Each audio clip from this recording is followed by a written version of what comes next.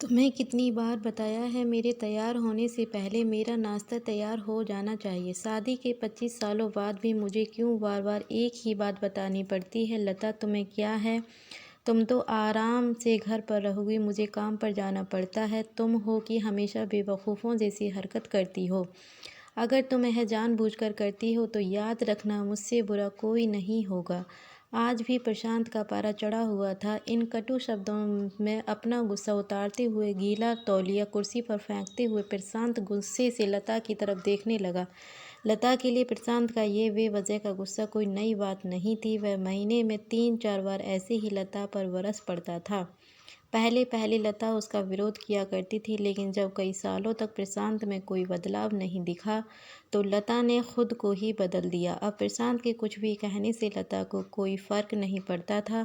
प्रशांत की हर बात वो चुपचाप सिर नीचे झुकाए सुन लेती थी। शादी के पहले 5 साल तक लता ने पूरी कोशिश की थी कि प्रशांत को बदला जाए, लेकिन फालतू का गुस्सा करना और बाद में लता को भला बुरा कहना, यह मानो जैसे उसकी आदत बन गई थी। कोई भी वाद विवाद होता तो प्रशांत सीधा लता को बोल देता, अगर मैं तुम्हें अच्छा नहीं लगता तो क्यों नहीं चली जाती अपने मायके, क्यों रहती हो मेरे साथ। इतना सब कुछ होने के बावजूद लता प्रशांत के साथ रहती थी, क्योंकि उसे अपनी बेटी की फिक्र थी और वह चाहती थी तो कहा अपने बूढ़े हो चुके माँ बाप को इस उम्र में परेशान करना वह नहीं चाहती थी। समाज और लोग क्या कहेंगे, यह भी तो उसे देखना था। वह इतनी पढ़ी लिखी भी तो नहीं थी कि खुद जाकर कोई नौकरी कर सके और अपना और अपनी बेटी का पालन पोषण कर सके। लता को अब अपनी फिक्र नहीं थी, उसको फिक्र थी तो बस अपनी शादी लायक हो रही बेटी की। लता नहीं चाहती थी कि पति पत्नी के झगड़े की वजह से काव्या डिस्टर्ब हो। काव्या की पढ़ाई पूरी हो चुकी थी, उसके लिए अब शादी के रिश्ते आने लगे थे। कई रिश्तों को काव्या ठुकरा चुकी थी। 2-3 महीने बाद एक अच्छा रिश्ता आया।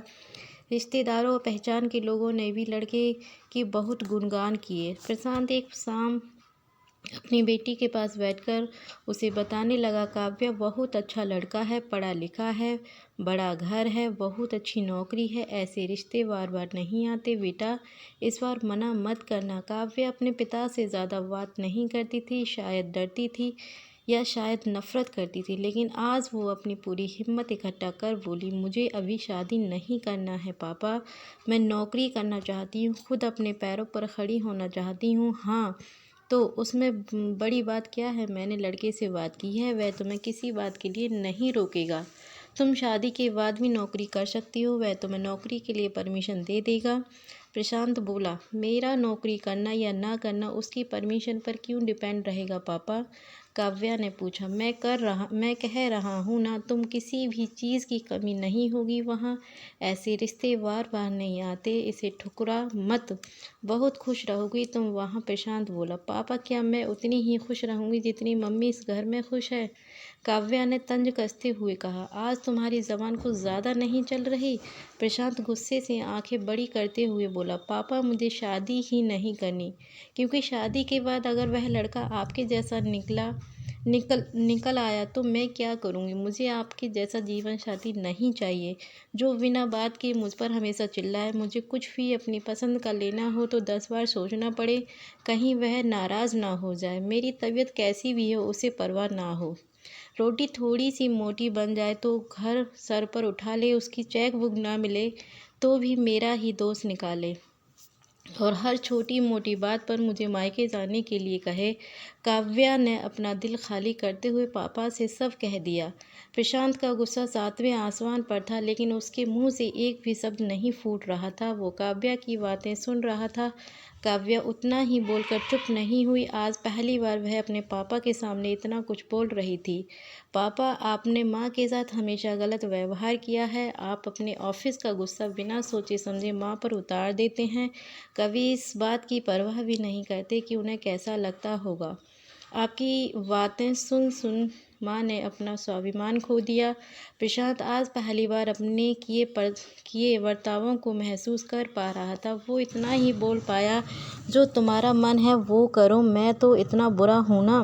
काव्या ने प्रशांत का हाथ पकड़ा और बोली, पापा मुझे सिर्फ एक सवाल का जवाब दे दो, क्या आप चाहेंगे कि मेरा पति आपके जैसा हो? अगर आपका जवाब हाँ है तो कर दीजिए मेरा रिश्ता आज ही, और ना है तो मुझे आत्मनिर्भर बनने दीजिए। प्रशांत कुछ भी ना बोल पाया और वहाँ से चुपचाप बाहर चला गया। आज उसे लता के सामने जाने में शर्म आ रही थी। चलते चलते उसकी आंखों से आंसू बह रहे थे। प्रशांत ने आज से अपने आप को बदलने का निश्चय किया।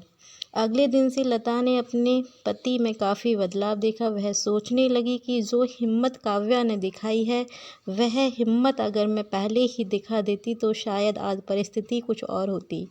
जब काव्या पढ़ लिख कर अच्छी नौकरी करने लगी और 3 साल बाद उसके लिए एक अच्छा रिश्ता आया और उसकी विदाई पर प्रशांत बोला, बेटा तू हमेशा खुश रहेगी, क्योंकि तेरा पति तेरे बाप जैसा नहीं है। प्रशांत की यह बात सुनकर लता और काव्या की आंखों से आंसू बहने लगे। दोस्तों, हमारी समाज में औरतों को भले ही देवी का दर्जा दिया जाता है, लेकिन वह स्वतंत्रता नहीं दी जाती जो उन्हें देनी चाहिए। उन्हें बचपन से ही बताया जाता है कि वह पराया धन है। स्कूल से आने में देर हो जाए तो पिटाई मिलती है। मोबाइल पर बातें करते हुए दिख जाएं या खिड़की से झांकते हुए दिख जाएं तो शक किया जाता है। माँ बाप का घर तुम्हारा नहीं है, पति का घर ही तुम्हारा घर है। जीवन भर यह बातें बता कर उन्हें ससुराल भेज दिया जाता है और एक दिन किसी छोटे मोटे झगड़े में ससुराल वालों से उन्हें सुनना पड़ता है कि इस घर को छोड़ दो और मायके चली जाओ। अब आप ही बताओ दोस्तों, ऐसी स्त्रियों का सच्चा घर कौन सा? आखिरकार वह किस घर को अपना कहें? हमेशा की तरह पूरी कहानी पढ़ने के लिए आपका बहुत बहुत धन्यवाद दोस्तों। उम्मीद है यह कहानी आपके दिल को छू गई होगी। कहानी कैसी लगी आप कमेंट में अवश्य बताएं। धन्यवाद।